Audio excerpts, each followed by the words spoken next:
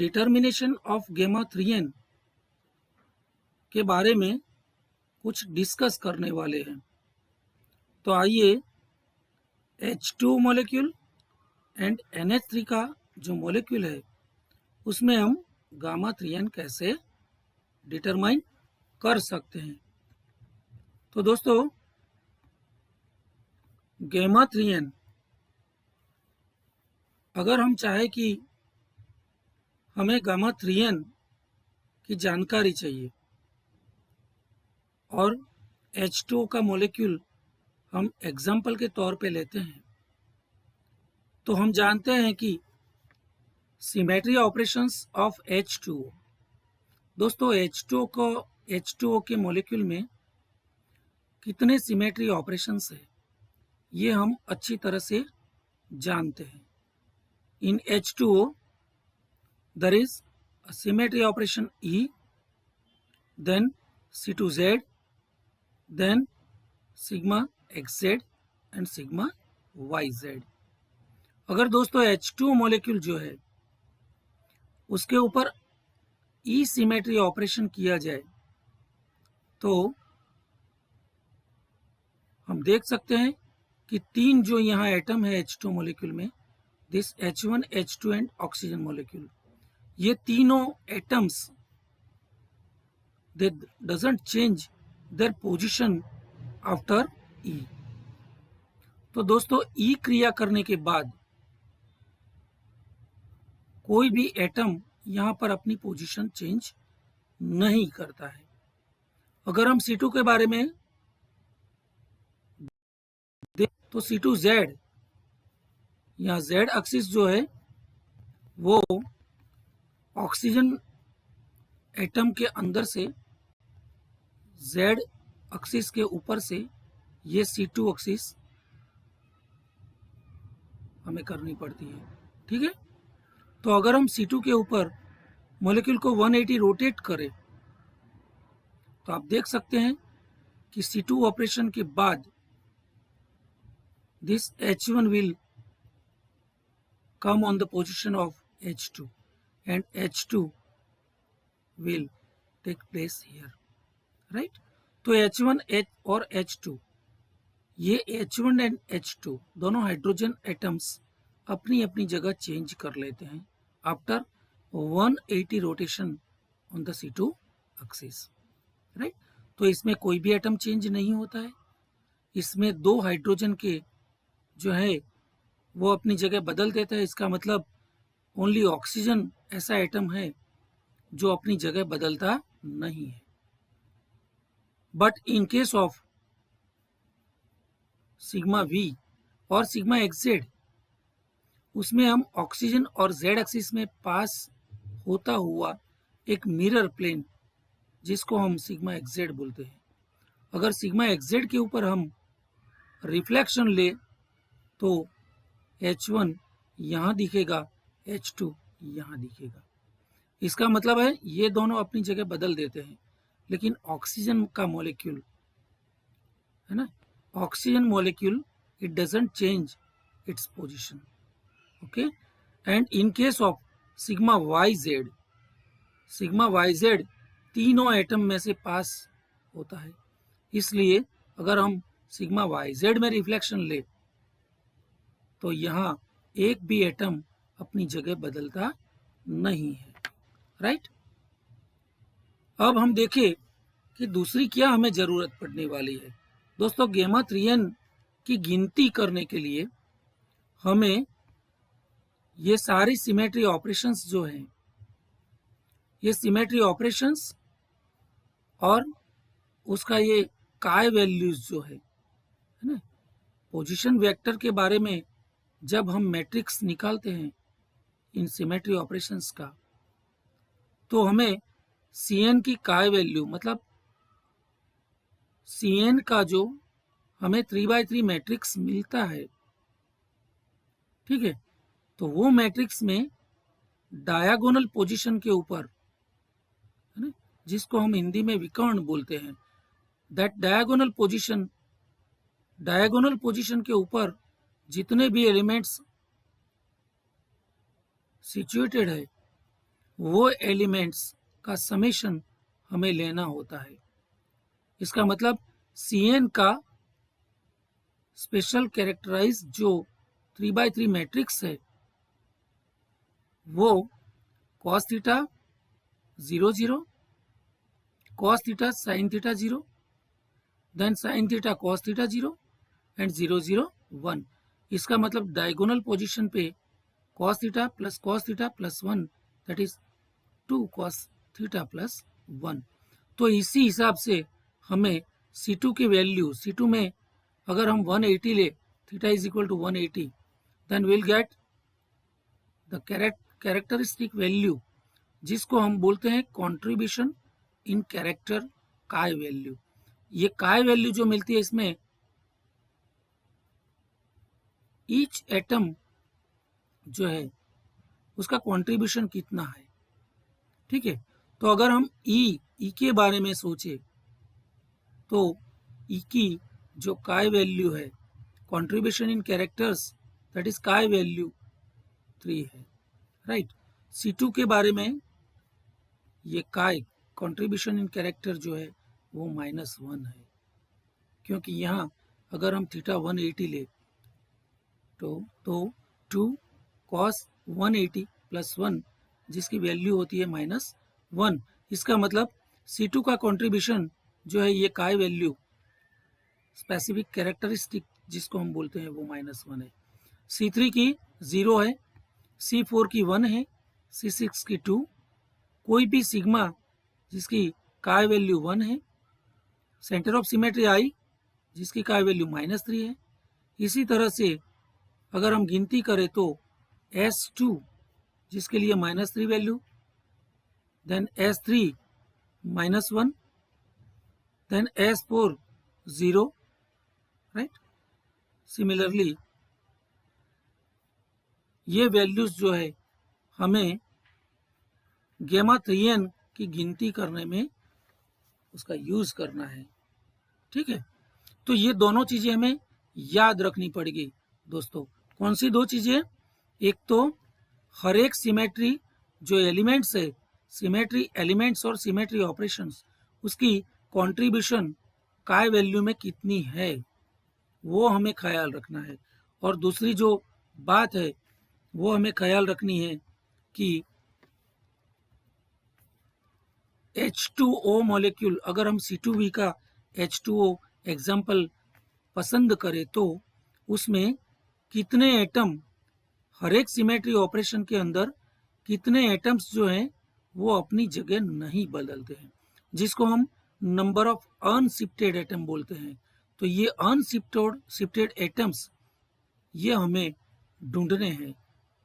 और दूसरा इसकी काय वैल्यू। तो इन दोनों वैल्यूज की हम अगर यूज करें तो देख सकते हैं ये H2O का मॉलिक्यूल है, H2O SO2 I mean AB2 types के सभी बेंट मॉलिक्यूल जो है वो सारे बेंट मॉलिक्यूल्स ऐसे जिसका पॉइंट ग्रुप होता है C2V। और C2V में अगर H2O का अगर हम एग्जाम्पल ले तो इसमें हम देख सकते हैं in C2V there are E, C2Z, sigma XZ and sigma YZ।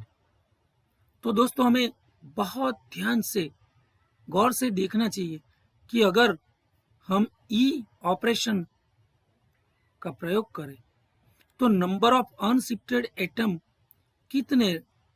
तो तीनों एटम, कोई भी atom, no atom change its position. So यहाँ 3 एटम्स जो है तो 3 यहाँ है।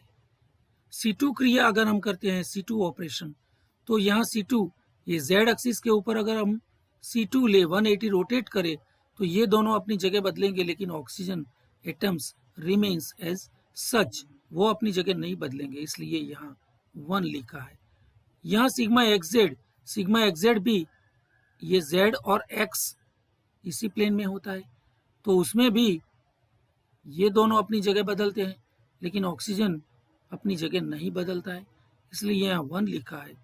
इन केस ऑफ सिग्मा YZ में ये पूरा का पूरा जो मॉलिक्यूल है इसी तरह से वो ये सिग्मा वाई जेड है। तो सिग्मा वाई जेड तीनों एटम में से पास होता है, इसलिए no atom will change its position. So यहाँ 3 है। और दोस्तों अगर हमारे पास उसकी contribution of characters I mean chi value of E, हम जानते हैं chi value of E is 3 and number of unshifted atom USA, that is unshifted atom यहाँ 3 है, तो 3/3 it will give 9. So gamma 3n for E is 9, right? अब हम C2 के बारे में सोचें तो C2 जिसकी काय वैल्यू है -1 और C2 करने के बाद ये दोनों अपनी जगह बदलते हैं, लेकिन oxygen remains as such. So 1 into -1 it will give -1. So -1 will be the gamma 3n value for C2Z. Now in case of sigma xz, sigma xz देखिए यहाँ ये जो है वो सिग्मा xz है, z एक्सिस में और x ये दोनों में से ये पास होगा xz प्लेन, तो ये दोनों अपनी अपनी जगह बदल देंगे, इसमें भी ऑक्सीजन अपनी जगह बदलता नहीं है।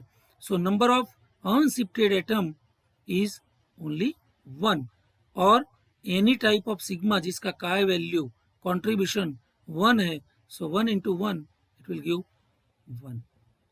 Similarly in case of sigma Y Z, in sigma Y Z क्योंकि वाई जेड पूरे तीनों में से पसार होता है, so no atom will change. So 3 into chi value 1, so 3 into 1 it will give 3। तो हम इसी तरह से गेमा 3n फॉर C2V इसी तरह से 9 -1 1 3 प्राप्त कर सकते हैं। दोस्तों ऐसा एक और भी एग्जाम्पल मैं आपके सामने यहाँ इस वीडियो में रखता हूँ जो आपको बहुत हेल्पफुल हो सकता है। तो दोस्तों ये NH3 का मॉलिक्यूल है, NH3 जिसका पॉइंट ग्रुप है C2V। यहाँ गौर से देखिए C2V जिसमें फर्स्ट ऑपरेशन अगर हम सिग्मा V करें, देखिए एक तो सिग्मा V ये है जो H1 और नाइट्रोजन में से पास होता है, ये दूसरे ये सेकेंड नंबर वाला हाइड्रोजन है, ये थर्ड नंबर वाला हाइड्रोजन है, लेकिन this mirror plane is passes through 1 ये हाइड्रोजन एंड नाइट्रोजन, ये दोनों के बीच में से पास होगा ये, ठीक है। तो इसमें ये दोनों अपनी जगह बदलते हैं। अगर हम ये ले ये मिरर प्लेन देखें तो इस तरह से मिरर प्लेन ले तो ये हाइड्रोजन एटम 3 और नाइट्रोजन में से पास होगा, ठीक है। अगर हम यहाँ से मिरर प्लेन लेते हैं तो इस हाइड्रोजन और नाइट्रोजन में से, मतलब कोई भी सिग्मा हम ले तो हर एक सिग्मा में नाइट्रोजन और सिंगल हाइड्रोजन ये दोनों एटम ऐसे रहते हैं जो अपनी जगह नहीं बदलते हैं, राइट। अगर हम C3 करें, C3 I mean 120 rotation on this rotation axis C3 के ऊपर अगर हम 120 का रोटेशन ले तो nitrogen will not change its position, while ये तीनों हाइड्रोजन जो है वो अपनी अपनी जगह बदल देते हैं, ठीक है। तो इसी हिसाब से एक तो ये बात याद रखनी है कि कौन सी सिमेट्री ऑपरेशन करने के बाद कितने एटम्स ऐसे हैं जो अपनी जगह नहीं बदलते हैं, मतलब अनशिफ्टेड एटम होते हैं। और दूसरी बात उसकी काय वैल्यू, ठीक है। अगर हम यहाँ देखें तो नाइट्रोजन का मॉलिक्यूल इसी तरह से भी हम ड्रॉ कर सकते हैं, ये नाइट्रोजन है, ठीक है, और ये 3 A, B और C ये 3 हाइड्रोजन के एटम्स है, ठीक है। इसके ऊपर अगर हम C3 120 का रोटेशन करें तो it will come here, it will come here, it will come here, मतलब तीनों अपनी जगह बदल देते हैं। लेकिन नाइट्रोजन में से पास होता है वो C3 रोटेशन एक्सिस, उसमें nitrogen will not change its position, ठीक है। तो इसी हिसाब से हम आगे बढ़े तो NH3 जिसका शेप है पिरामिडल मॉलिक्यूल है ये, ठीक है। तो nitrogen is above the plane. So nitrogen में से प्रिंसिपल रोटेशन एक्सिस C3 पास होती है, ठीक है। अगर इसमें हम ये हाइड्रोजन और नाइट्रोजन ये वाला मिरर प्लेन ले तो ये दोनों एटम जो है वो अपनी जगह नहीं बदलेंगे। ये वाला मिरर प्लेन ले which passes through this hydrogen and nitrogen, तो इसमें भी ये दोनों अपनी जगह नहीं बदलने वाले हैं। तो इसी हिसाब से दोस्तों अगर हम गेमा 3n की ओर आगे बढ़े तो number of unshifted atom in case of E, चारों जो एटम्स है 3 हाइड्रोजन और नाइट्रोजन, चार में से कोई अपनी जगह बदलने वाला नहीं है। और ई का काय वैल्यू कंट्रीब्यूशन कितना है, 3 है। तो 3 into 4 it will give 12, right. Then C3 1, अगर हम C3 1 करें एक बार 120 का 120 का हम रोटेशन करें तो ये यहाँ आएगा, यह यहाँ आएगा और ये एटम यहाँ आएगा। मतलब तीनों हाइड्रोजन जो है वो अपनी जगह बदल देगा, लेकिन ये नाइट्रोजन जो है ओनली 1 अनशिफ्टेड एटम। सो 1 और C3 का काय वैल्यू 0 है, इसलिए यहाँ गेमा 3n की कॉलम में यहाँ 0 लिखा है, ठीक है। अगर हम C3 इनवर्स के बारे में सोचे, C3 इनवर्स या C3 2, अगर हम C3 रोटेशन एक बार और 2 बार करें या फिर C3 इनवर्स एक बार करें तो ये सीधा यहाँ आ जाएगा। लेकिन उसमें भी ये 3 अपनी जगह बदल देते हैं, लेकिन नाइट्रोजन अपनी जगह बदलता नहीं है। तो यहाँ 1 लिखा है और C3 की काय वैल्यू 0 है, इसलिए यहाँ पर 0 into 1 इट विल गिव 0। यानी कि दोनों C3 1 C3 2 दोनों सेम कैरेक्टर वाले हैं। यहाँ पे गामा 3n भी सेम मिल रहा है, ठीक है। इसलिए यहाँ मैंने क्लासेस में सेम क्लास में दोनों को रखा है। C3 1 and C3 2 both are giving the same results, so both are included in the same class, ठीक है।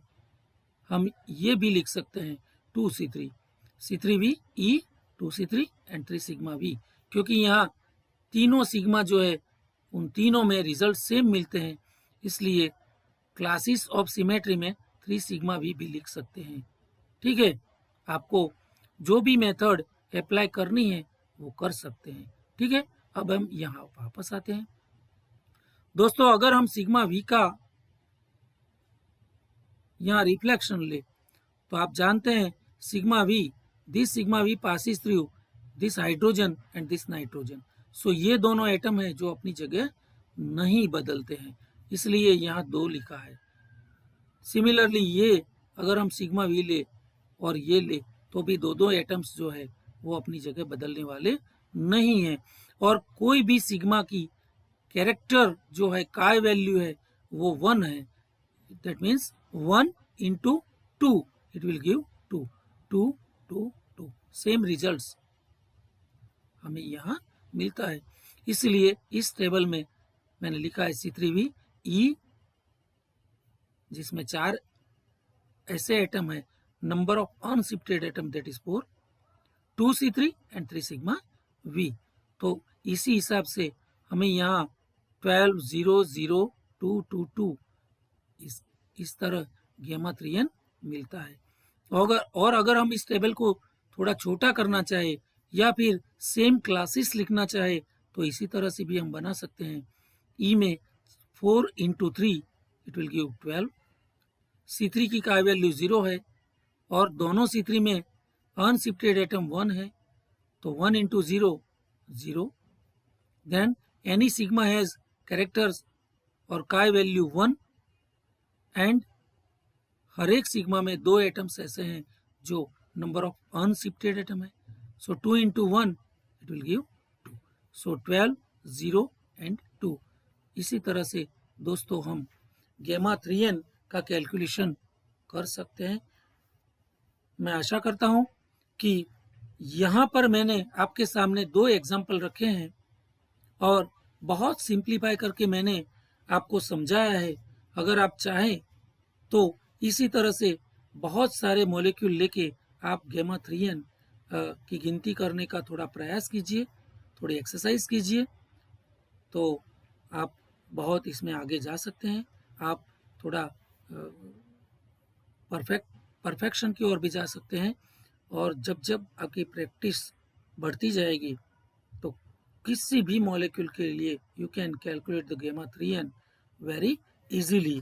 तो दोस्तों, आज का ये वीडियो अगर आपको अच्छा लगा तो मेरे चैनल पे जाइए और लाइक, शेयर एंड सब्सक्राइब कीजिए।